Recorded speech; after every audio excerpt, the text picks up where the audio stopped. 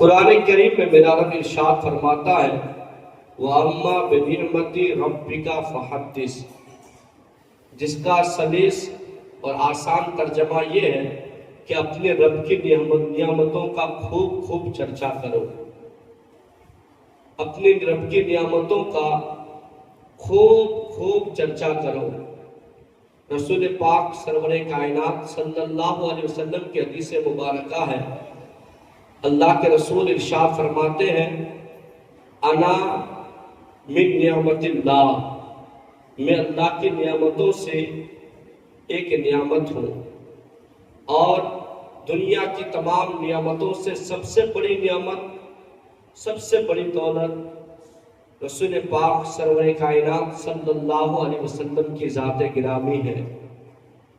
اس لیے اللہ کی نعمتوں میں جب آپ چرچا کرنے لگے تو سب سے پہلے پیارے رسول پاک سرور کائنات صلی اللہ تعالی علیہ وسلم کا خوب خوب چرچا کریں۔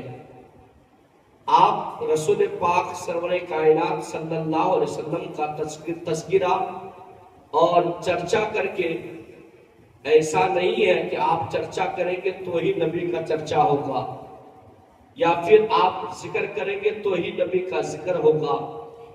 آپ نہیں تو یہ 18,000 مخلوقات میں کوئی نہ کوئی تو ہے۔ اللہ نے اتنے مخلوقات کو پیدا فرمایا ہے جو ہمیشہ اللہ اس کے رسول کی تسبیح اور تذکرہ کرتے رہتے ہیں، مگر ہم رسول پاک کے محفل میں آ کر نبی کا تذکرہ، نبی کا چرچا کر کے اپنے سویا ہوا نصیب کو جگاتے ہیں، اپنی سوئی ہوئی قسمت کو جگاتے ہیں۔ پیارے رسول پاک کو ہمارے اس چرچا کرنے کی کوئی ضرورت نہیں ہے۔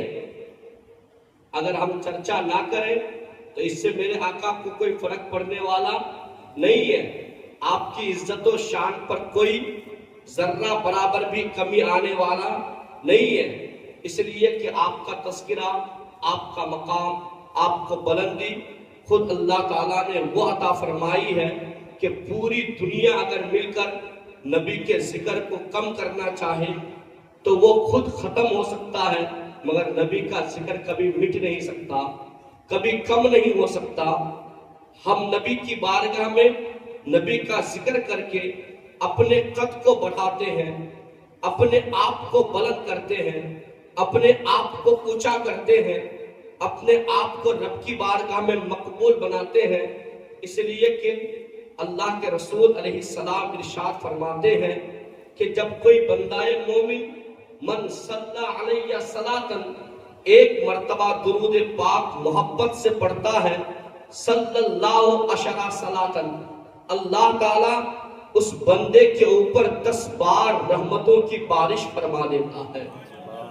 تو نبی کی بارگاہ میں درود پڑھنا، نبی کا تذکرہ کرنا، نبی کے اوصاف کو بیان کرنا، یہ ہماری اس میں بلندی ہے، ہمارے درجے کی بلندی ہے، ہمارے اعمال کی بلندی ہے۔ اس لیے ہم یہ دعوے کے ساتھ ہی نہیں، مکمل وثوق و یقین کے ساتھ کہتے ہیں کہ انشاءاللہ حشر تک ڈالیں گے ہم پیدائش مولا کی دھوم، مثل فارس نجد کے قلعے گراتے جائیں گے، خاک ہو جائے عدو جل کر مگر ہم تو رضا، دم میں جب تک دم ہے ذکر ان کا سناتے جائیں گے۔ ذرا جی لگا کے بول دو یا رسول اللہ۔ آپ اور ہم اس نبی کے ماننے والے ہیں جس نبی کا تذکرہ، جس نبی کا ذکر سر کے بال سے لے کر پیر کے ناخن تک پورا قرآن پاک فردن فردن، طرفن طرفن، القن القن بیان فرما رہا ہے۔ جب کوئی بندہ مومن قرآن پاک کو صحیح دل کی آنکھوں کے ساتھ، بصیرت نگاہ کے ساتھ قرآن کو پڑھتا ہے تو اس کو احساس ہوگا کہ یہ قرآن کریم کے الحمد کے الف سے لے کر والناس کے سین تک پورا کا پورا قرآن کریم کی آیتیں رسول پاک کی نعت بیان کر رہی ہے، رسول پاک کا چرچا بیان کر رہا ہے۔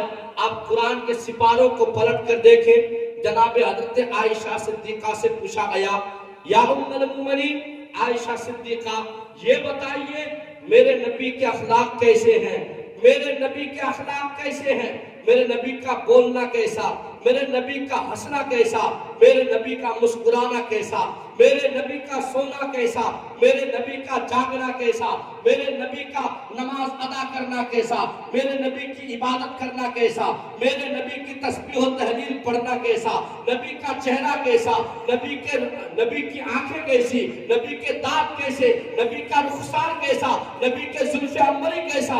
حضرت عائشہ صدیقہ فرماتی ہے اگر نبی کو دیکھنا ہے تو قرآن پاک کو پلٹ کے دیکھ لو، قرآن کی ایک ایک آیت نبی کا پورا تذکرہ بن کے، نبی کا حلیہ بن کر نبی کی پوری صورت قرآن کریم بیان فرما رہا ہے۔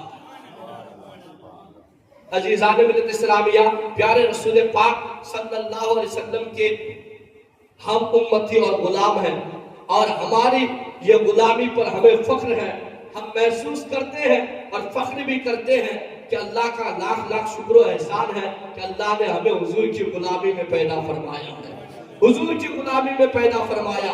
کون سے وہ پیارے نبی صلی اللہ علیہ وسلم، اللہ اکبر، پیارے نبی کا تذکرہ اگر سننا چاہتے ہیں تو ذرا جی لگا کر کے اپنے دلوں کو حاضر و ناظر رکھ کر کے، اپنے دماغ کو یہاں پر موجود رکھ کر کے سنیں۔ وہ نبی پاک جس کا تذکرہ آپ یہاں پر سننے آئے ہیں، آئیے قرآن سے پوچھتے ہیں اس نبی کا مقام و مرتبہ کیا ہے۔ تو قرآن کہتا ہے کہ وہ دیکھو میں نے جس کا چہرہ بیان کیا ہے، قرآن سے پوچھتے ہیں اے قرآن ذرا یہ تو بتا کہ نبی کا چہرہ کیسا، تو قرآن کہتا ہے والضحیٰ چہرہ والا ہمارا نبی ہے، والضحیٰ چہرہ والا ہمارا نبی ہے۔ قرآن سے پوچھا ہے قرآن یہ تو بتا آقا کی زلف عنبری کیسا، قرآن کہتا ہے واللیل اذا سجا، اللہ کے رسول سرور کائنات صلی اللہ علیہ وسلم کا زلف عنبری واللیل اذا سجا ہے۔ میں نے قرآن سے پوچھا ہے قرآن یہ تو بتا کہ نبی کی آنکھیں کیسی، قرآن کہتا ہے ما زاغ البصر وما طغى۔ میں نے قرآن سے پوچھا اے قرآن یہ تو بتا نبی کے دانت کیسے ہیں، قرآن کہتا ہے یاسین۔ میں نے قرآن سے پوچھا ہے قرآن یہ تو بتا نبی کے ہونٹ کیسے ہیں، تو قرآن پاک کہتا ہے وَهَدَيْنَاهُ النَّجْدَيْنِ وَالشَّفَتَيْنِ۔ قرآن کریم سے میں نے پوچھا اے قرآن ذرا یہ تو بتا نبی کا ذکر کیسا ہے، تو قرآن کہتا ہے وَرَفَعْنَا لَكَ ذِكْرَكَ۔ میں نے قرآن سے پوچھا اے قرآن ذرا یہ تو بتا نبی کا سینہ کیسا ہے، تو قرآن کہتا ہے قرآن کہتا ہے أَلَمْ نَشْرَحْ لَكَ صَدْرَكَ۔ میں نے قرآن سے پوچھا اے قرآن نبی کے ہاتھ کو بتا، تو قرآن کہتا ہے ید اللہ فوق ایدیہم۔ میں نے قرآن سے پوچھا اے قرآن ذرا سا یہ تو بتا کہ نبی کے بولنا کیسا ہے، نبی کا بات کرنا کیسا ہے، تو قرآن کہتا ہے وما ينطق عن الهوى الا وحی یوحی۔ میں نے قرآن سے پوچھا اے قرآن نبی کا کردار بتا، نبی کا اخلاق بتا، تو قرآن کہتا ہے انک لعلی خلق عظیم۔ پتہ چلتا ہے کہ نبی کا چلنا، نبی کا سونا، نبی کا بولنا، نبی کا باتیں کرنا، نبی کی عبادتیں کرنا، یہ پورا قرآن نبی کی تعریف و توصیف بیان فرما رہا ہے۔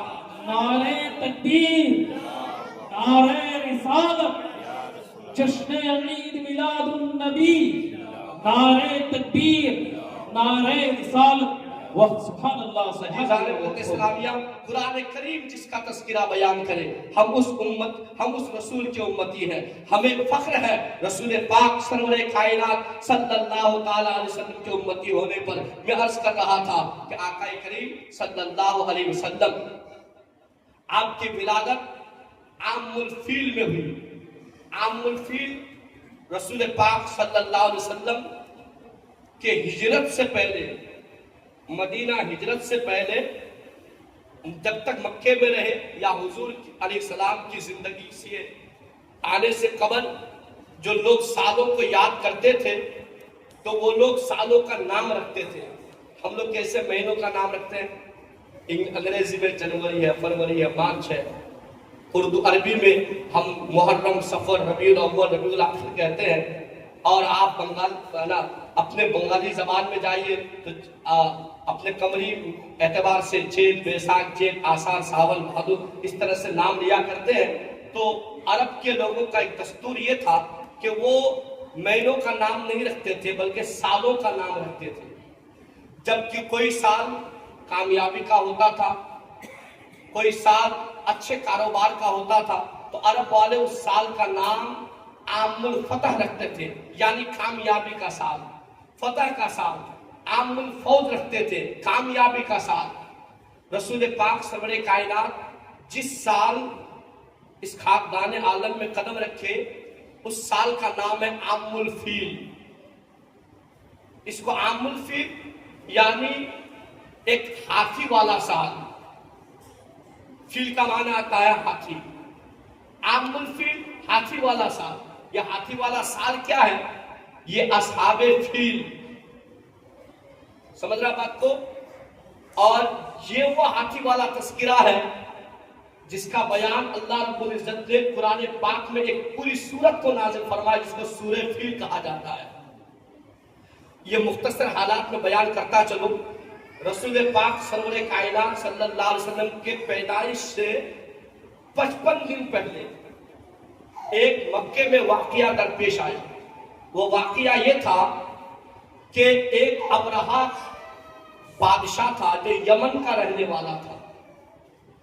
یمن کا وہ بادشاہ مکہ اس نیت سے اپنے تمام تر لشکروں اور ہاتھیوں کو لے کے آیا، تقریباً کئی ہزار ہاتھیوں کا دستہ لے کر، کئی ہزار لشکروں کو لے کر مکہ آیا، اور یہ کہہ کر آیا کہ ہم مکے میں جا کر بیت اللہ کو منہدم کر دیں گے، توڑ دیں گے، اس لیے کہ ہم نے سنا ہے کہ لوگ جو بیت اللہ میں داخل ہو جاتے ہیں اس کو امن و امان مل جاتا ہے، جو وہاں پر داخل ہو جائے تو وہاں پر لڑائی حرام ہو جاتی ہے، وہاں پر بدلہ بھی نہیں لے سکتے، لوگ وہاں پر جا کر عبادت کرتے ہیں۔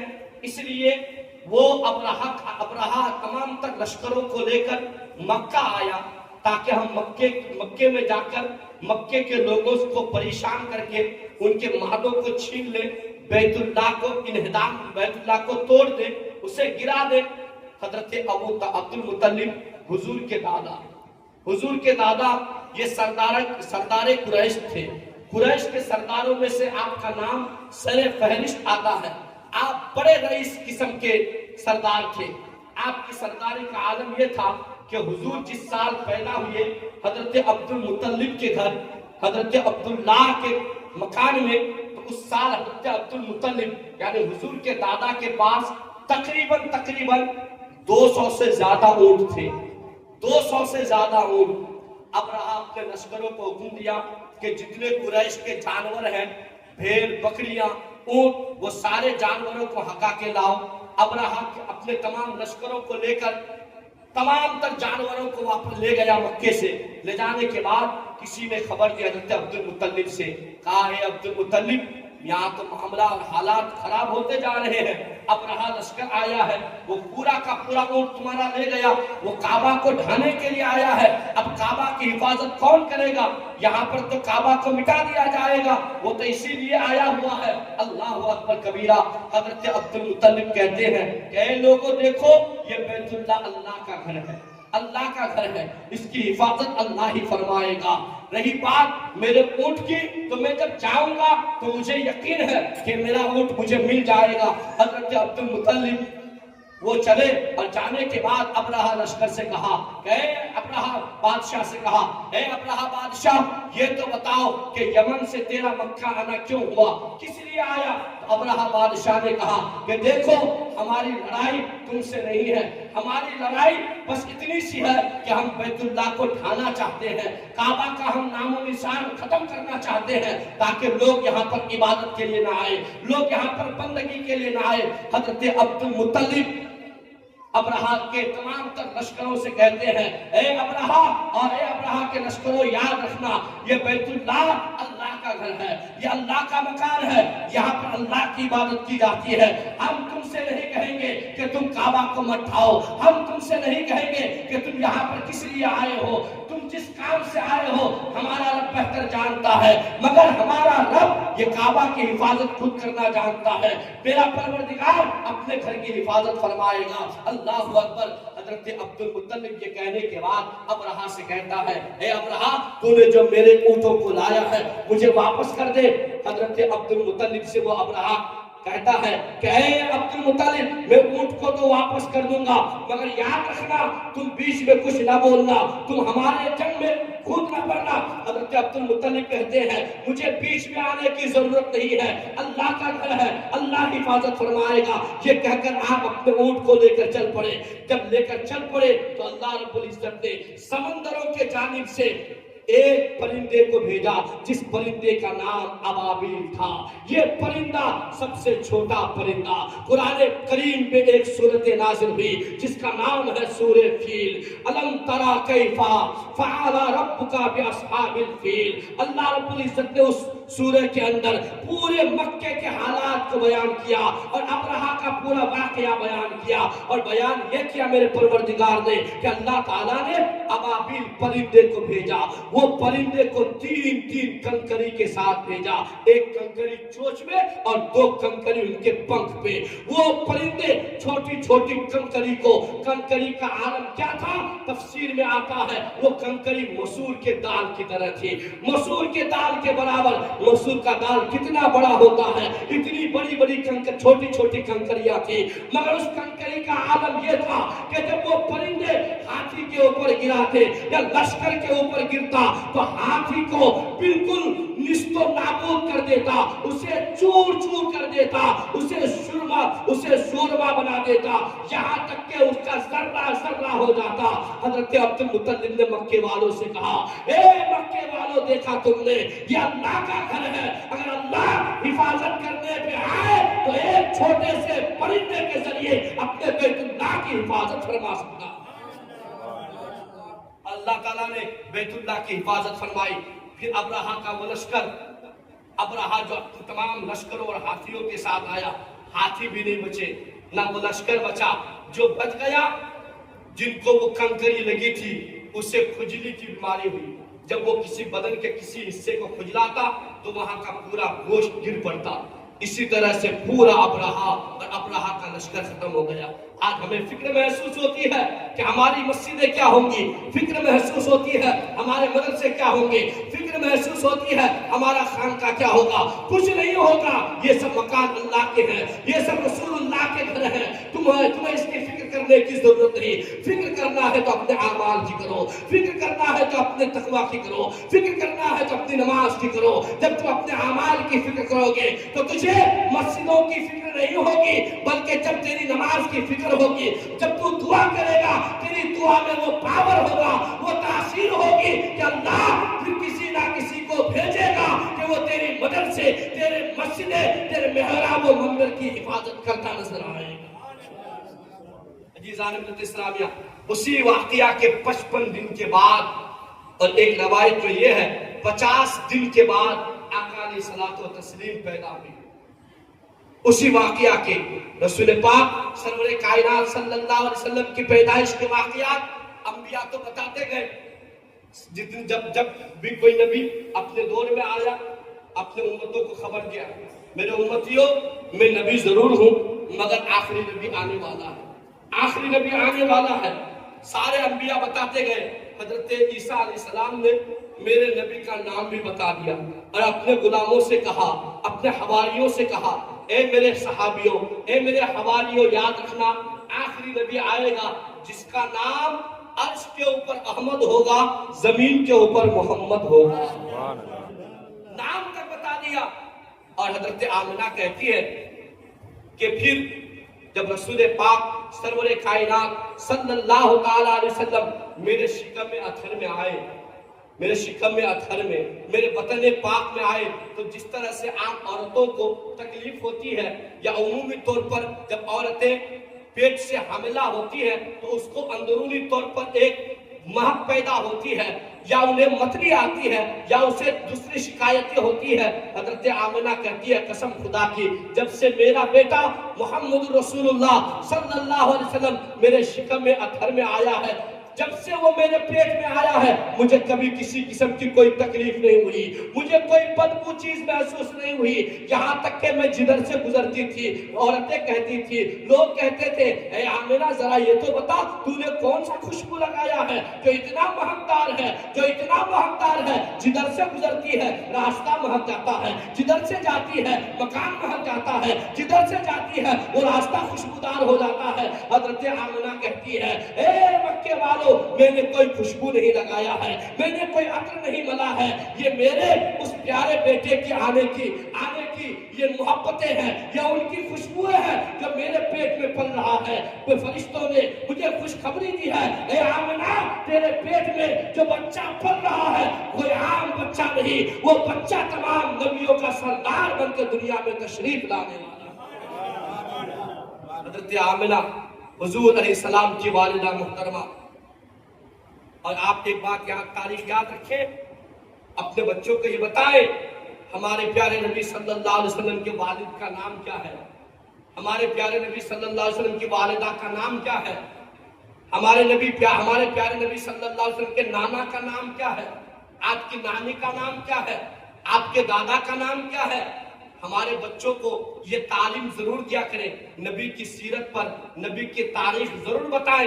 اگر آپ کے بچے ہمارے بچوں کو نبی کی تاریخ اور نبی کے سیرت کو بتائیں گے تو ہمارا ایمان ہے کہ جس دل میں نبی کی سیرت آ جائے گے انشاءاللہ اس دل میں شیطان کبھی گھر نہیں کرے گا۔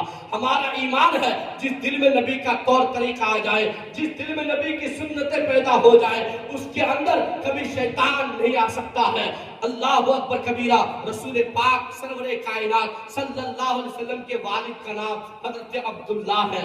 حضرت عبداللہ آپ حضرت عبد المطلب کے بیٹے، پیارے آقا صلی اللہ علیہ وسلم جب اپنے والدہ محترمہ حضرت آمنہ کے رحم میں اور بطن پاک میں آئے، ابھی 2 ہی مہینہ ہوا تھا کہ حضرت عبداللہ کا انتقال ہو گیا، حضور کے والد کا۔ اور انتقال کہاں ہوا؟ مدینہ شریف میں۔ آپ گئے تھے ملک شام تجارت کے لیے، جب تجارت سے واپس آ رہے تھے آپ کی طبیعت ناساز ہو گئی، طبیعت جب بگڑی تو آپ مدینے میں آپ کے سسرال یعنی حضور کے ننیال وہیں پر رک گئے، اور جب وہیں پر رکے تو مقام بطحہ میں وہاں پر حضرت عبداللہ یعنی حضور کے والد کا انتقال ہو گیا۔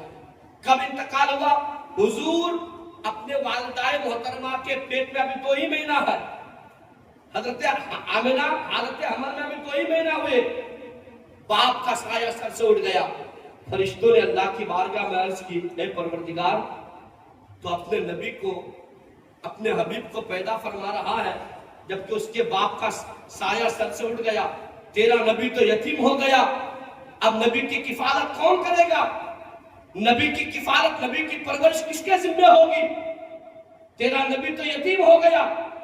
اللہ رب العزت نے ارشاد فرمایا فرشتوں تمہیں فکر کرنے کی ضرورت نہیں ہے، میں اپنے حبیب کو بھیج رہا ہوں تو میں اپنے حبیب کی حفاظت کرنا بھی جانتا ہوں، اپنے حبیب کی کفالت کرنا بھی جانتا ہوں۔ یہ یتیم نہیں ہے، میں اپنے حبیب کو جب بھیجوں گا دنیا میں تو یہ یتیم بن کر کے جائے گا ضرور، مگر یہ یتیم نہیں بلکہ تمام یتیموں کا مددگار بن کے جائے گا، تمام بیواؤں کا مددگار بن کے جائے گا، تمام ٹوٹے ہوئے دلوں کا یہ مداوا اور یہ دوا بن کے جائے گا۔ آقا علیہ الصلوۃ والتسلیم جب اس خاکدان عالم میں اپنے قدم کو رکھے ہیں تو رسول پاک یتیم بن کر تو آئے مگر در یتیم بن کر کے آئے ہیں، یتیموں کا رکھوالا بن کر کے آئے ہیں، بے کسوں کا کس بن کے آئے ہیں، بے بسوں کا بس بن کے آئے ہیں، دکھ درد کے رہنے والوں کے لیے دوا بن کے آئے ہیں۔ رسول پاک سرور کائنات بیواؤں کو سہارا دینے کے لیے تشریف لائے ہیں۔ اللہ اکبر کبیرہ۔ حضرت آمنہ کہتی ہے میرا بیٹا حضرت محمد صلی اللہ علیہ وسلم کے جیسے ہی ان کا نور میرے شکم اطہر میں آیا، میں جب بھی کسی کام کے غرض سے کبھی باہر نکلتی تھی تو اس وقت نبی کے نور کا عالم یہ تھا کہ یہاں تک کہ اگر میں کنواں سے پانی بھی نکالنے کے لیے جاتی تھی تو مجھے جھکنا نہیں پڑتا تھا، مجھے صرف ڈول کو ڈالنے کی ضرورت پڑتی تھی، ڈول کو جیسے ہی میں کنواں میں ڈالتی تو پانی خود بخود اچھل جاتا اور اچھلنے کے بعد خود بخود ڈول میں بھرتا ہوا نظر آتا۔ میں نے پوچھا पूछा कि कुआं का पानी जरा बता तो सही, तू पानी उछल के क्यों आ रहा है? मैं तो अभी रस्सी डाला डाली तक नहीं हो, अब तो पानी जवाब देता है, ऐ आमना तुझे खबर नहीं है कि तेरे पेट में नबियों का इमाम पल रहा है, तेरे कोख में नबियों का ताजदार पल रहा है, इमामुल अंबिया पल रहा है, सरवरे दो जहां पल रहा है। अल्लाह अकबर। हजरत आमिना कहती है कि जब 9 महीने प्यारे आका सल्लल्लाहु अलैहि वसल्लम मेरे शिकम में अथर में रहे, कभी कोई दर्द नहीं हुआ, कभी कोई तकलीफ नहीं हुई, आप औरतों को उठ मुझे कभी कोई परेशानी नहीं हुई। जैसे ही हमल का वक्त करीब आया, 9 महीने जब पूरे होने लगे, हर रात कोई ना कोई अल्लाह का फरिश्ता आता, मुझे बशारत देता, हे आमिना मुबारक हो, तू तमाम नबियों के सरदार की माँ बनने वाली है। हे आमिना तुझे मुबारक हो, तू इमामुल अंबिया की माँ बनने वाली है। हे आमिना मुबारक हो, ये आम बच्चा नहीं है, ये बच्चा सारी कायनात का मुरसलीन बन के आ रहा है, ये बच्चा नबियों का सरदार बन के आ रहा है, ये बच्चा इमामों का इमाम बन के आ रहा है। हजरत आमिना कहती है कि रसूल पाक सरवरे कायनात सल्लल्लाहु तआला अलैहि वसल्लम 12 रबीउल नूर की सुबह को, सुबह सादिक के वक्त सोमवार का दिन इस दारे गिरती में अपना कदम रखते हैं। जैसे ही आका तशरीफ लेके आते हैं, आने के बाद मुझे क्या दिखता है कि मेरे शिकम से जैसे कोई नूर निकला हो, कोई नूर निकला हो, मुझे कोई तकलीफ महसूस नहीं हुई। उस नूर का आलम यह था कि मैं नबी के नूर से शाम के मोहल्लात को देखते हुए नजर आ रही थी। अब जरा तारीख उठा के देखिए, मक्का से मुल्क शाम ये पैदल 1 महीने का सफर है, और आज की तारीख में अगर आप फ्लाइट से जाए तो 2.5 दिन का सफर है। मक्का से मुल्क शाम। हजरत आमिना कहती है रसूल पाक सल्लल्लाहु अलैहि वसल्लम जैसे ही इस दुनिया में तशरीफ लेके आए, मेरे कोख से एक नूर निकला, और उस नूर का आलम ये था, उस नूर की चमक ये थी, उसका उजाला का आलम ये था कि मैं अपने घर से बैठ बैठ के मुल्क शाम देख रही थी, जिसकी लंबाई तकरीबन 1 महीना दूर मसाफत है। अब जरा सोचिए, नबी के नूर का आलम यह है कि आका अलैहिस्सलाम की वालिदा फरमाती है कि मैं यहां तक देख रही थी कि मुल्क शाम के वो जानवर जो घास चढ़ रहे थे, चारा चढ़ रहे थे, उनके गर्दन पे कौन सा कलादा लटका है, वो कलादा तक नजर आ रहा था। मैं देख रही थी वहां के लोग क्या कर रहे हैं, जानवर क्या कर रहा है, मैं देख रही थी वहां के हालात कैसे हैं। जरा ये तो सोचो, नबी के नूर का आलम क्या होगा। अल्लाहु अकबर कबीरा। हजरत आमिना फरमाती है रसूल पाक सरवरे कायनात सल्लल्लाहु तआला अलैहि वसल्लम की विलादत का जब वक्त करीब आया, आसमान के सितारे टूट टूट के मेरे घर के छत के ऊपर गिरने लगे। ऐसा लग रहा था कि कहीं वो मेरे ऊपर ना गिर पड़े, कहीं मेरे ऊपर ना गिर पड़े, ऐसा लग रहा था। हजरत अम्र बिन आस की वालिदा हजरत फातिमा कहती है कि जब रसूल पाक सरवरे कायनात सल्लल्लाहु अलैहि वसल्लम की विलादत हुई, आका अलैहिस्सलाम की विलादत के वक्त मैं हजरत आमिना के पास थी, मैंने क्या देखा कि हजरत आमिना के मकान के ऊपर वो तारे टूट टूट के करीब आ रहे हैं। ऐसा लग रहा था कि वो तारे टूट के गिरने वाले हैं। मैं डर रही थी कि वो तारे कहीं टूट ना जाए। हजरत आमिना कहती है कि रसूल पाक की विलादत का जब वक्त करीब आया, 4 औरतें मेरे पास आई। एक औरत ने कहा कि मैं आसिया फिरौन की बीवी हूँ, दूसरी औरत ने कहा कि मैं मरियम बिन्त ईसा हूँ, तीसरी औरत ने कहा कि मैं हजरत ईसा अलैहिस्सलाम की वालिदा हूँ, तीसरी औरत ने कहा कि मैं हजरत आसिया हूँ। यहाँ तक कि 4 औरतें आई। आने के बाद अलग अलग नाम बताई, बताने के बाद कहा कि आमिना तुझे घबराने की जरूरत नहीं है, परेशान होने की जरूरत नहीं है, हम तेरी मदद के लिए आए हैं, अल्लाह ने हमें भेजा है। जरा सोचने वाली बात है, हजरत आसिया फिरौन की बीवी इंतकाल कर चुकी, हजरत मरियम हजरत ईसा की माँ इंतकाल कर चुकी। लोग कहते हैं वली जिंदा नहीं है, लोग कहते हैं नबी जिंदा नहीं है, ये क्या है? हजरत आमिना कहती है मैंने ईसा की माँ हजरत मरियम को आंखों से देखा कि वो मेरे सामने बैठी है, कि मैं हजरत आसिया को देखा कि वो सामने बैठी है। जब आम औरतें, जब एक और वलिया जमात की औरतें ये जिंदा है, तो हमारा ईमान है कि अंबिया भी अपने कब्रों में जिंदा। नाराए तकबीर, नाराए रिसालत, सरकार की आमद।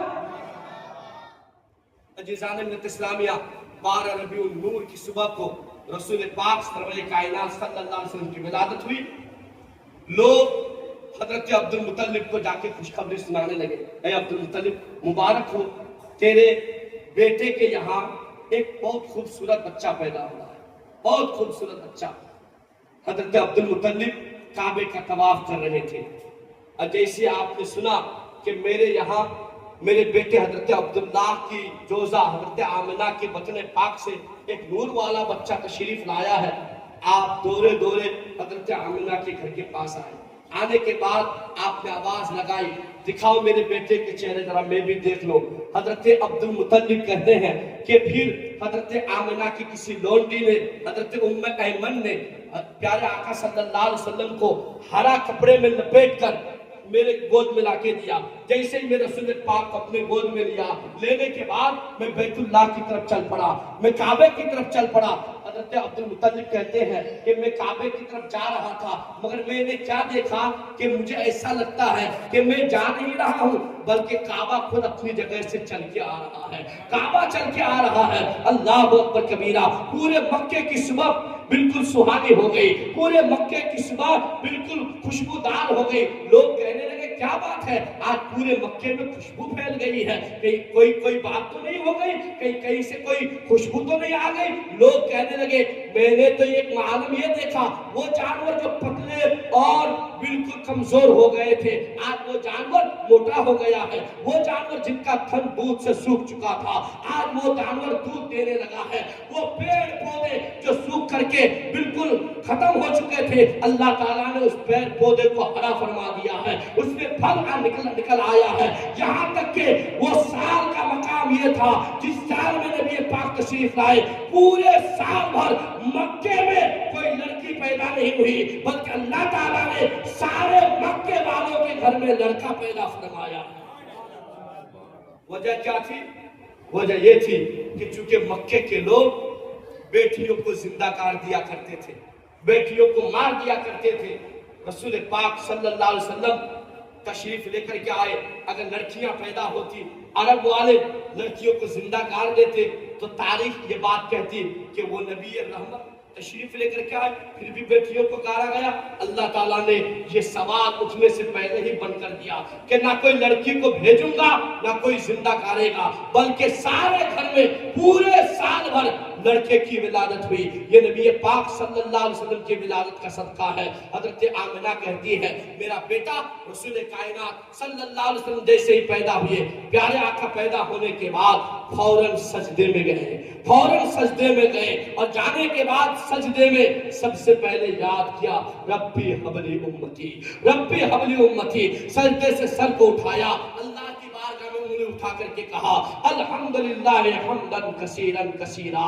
ए अल्लाह सारी तारीफें तेरे लिए है, सारी बड़ाइयां तेरे लिए है। सोचने वाली बात है, हमारे यहाँ भी बच्चा पैदा होता है, आपके यहाँ भी बच्चा पैदा होता है, बच्चा पैदा होने के बाद सजदे में जाए, ऐसा कभी कोई बच्चा हुआ है? कोई बच्चा नहीं हुआ है। बच्चा पैदा होने के बाद अल्लाह की वहदानियत का इकरार करे, कोई हुआ है? कोई ऐसा नहीं हुआ है। ये नबी पाक सरवरे कायनात सल्लल्लाहु अलैहि वसल्लम की जिंदगी है, प्यारे आका की विलादत है। मेरे आका पैदा होने के बाद सबसे पहले रब को याद किए, सजदे में जाकर अपने गुनहगार उम्मत को याद किए। नारे तकबीर, नारे रिसालत, सरकार की आमद।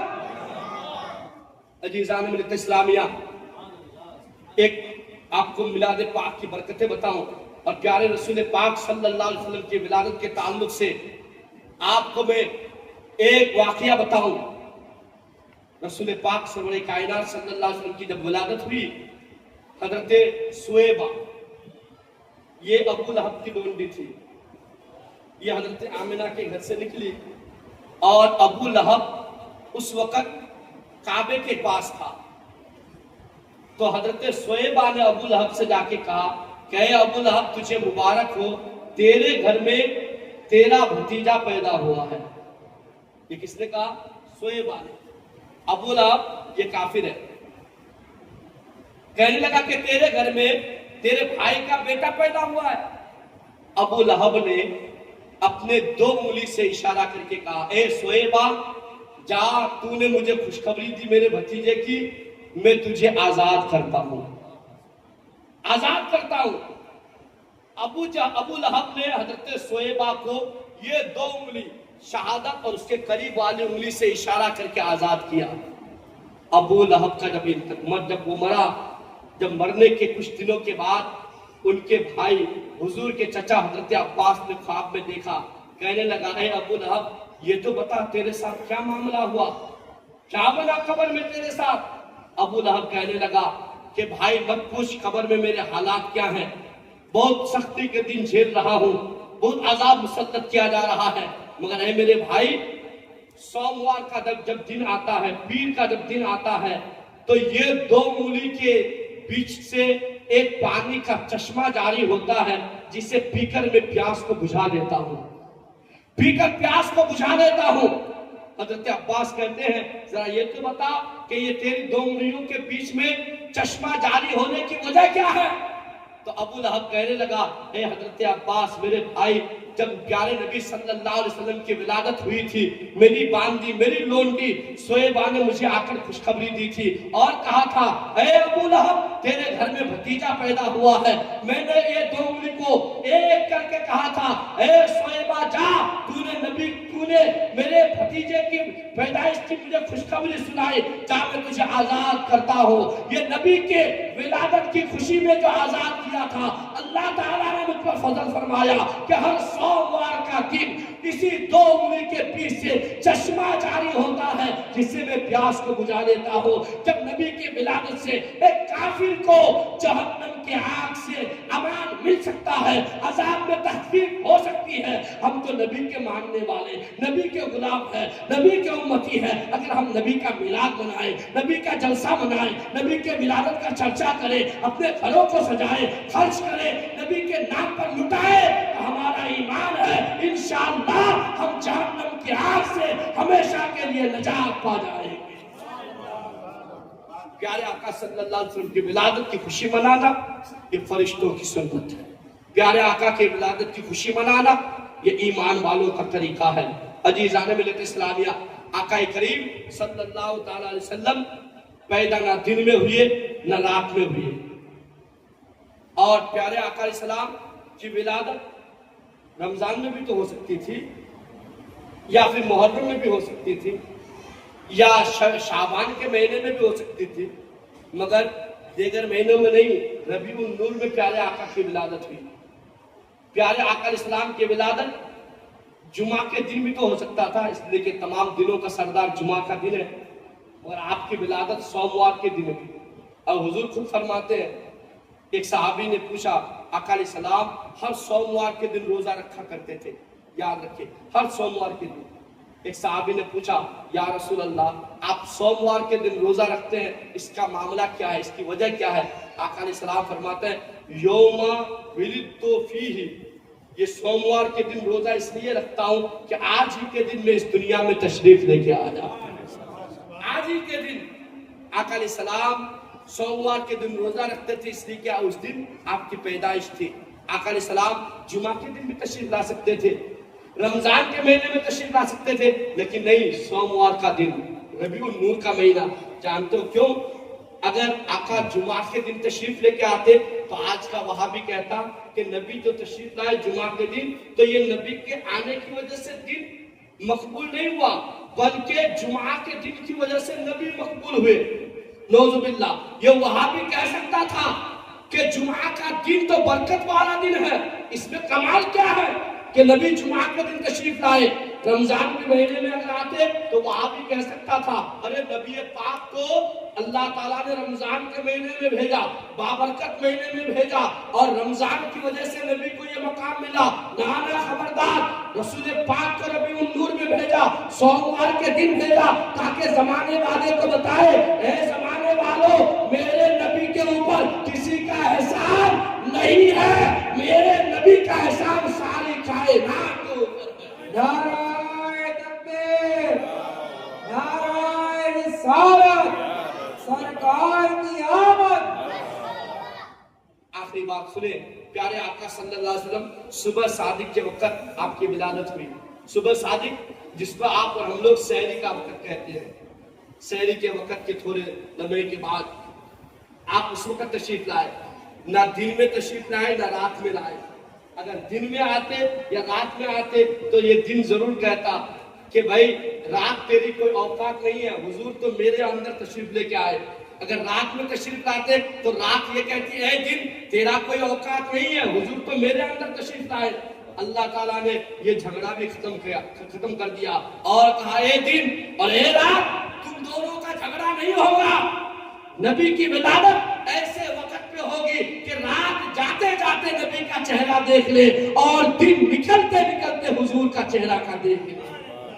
اس لیے رسول پاک صبح کے ٹائم پہ اس خاکدان عالم میں تشریف لائے. پیارے آقا علیہ السلام کی ولادت پوری دنیا کے لیے امن و امان، پوری دنیا کے لیے شانتی، پوری دنیا کے لیے میرے آقا رحمت بن کے تشریف لائے، پوری دنیا کے لیے محبت کا بالکل محبت بن کے تشریف لائے. آقا علیہ السلام جب پیدا ہوئے، پیدا ہونے کے بعد میرے مصطفیٰ جان رحمت صلی اللہ علیہ وسلم نے پوری کائنات کو بتایا اے کائنات والو اب بیٹوں پر باپ پر ظلم نہیں کیا جائے گا، بیٹیوں پر ظلم نہیں کیا جائے گا، اب کسی کا حق چھینا نہیں جائے گا، اب کسی کو ستایا نہیں جائے گا، اب کسی پر ظلم نہیں کیا جائے گا. اس لیے کہ سارے ظلم کو مٹانے کے لیے محمد رسول اللہ تشریف لا چکے. اللہ کریم ہم سبوں کو پیارے نبی کا صدقہ عطا فرمائے. پیارے نبی علیہ الصلوۃ والتسلیم کے ولادت کے صدقے اللہ ہم سبوں کی مشکلات کو آسان فرمائے، پریشانیوں کو دور فرمائے. ماہ ربیع النور کی رحمتوں، برکتوں، عظمتوں سے اللہ ہم سبوں کو مالا مال فرمائے اور اس مبارک مہینے کے صدقے طفیل اللہ سبوں کی روزی میں برکت عطا فرمائے. اے رضا یہ احمد نوری کا فیض نور ہے، ہو گئی میری غزل بڑھ کر قصیدہ نور کا. استغفر اللہ رب من کل ذنب واتوب الیہ. السلام علیکم. السلام علیکم.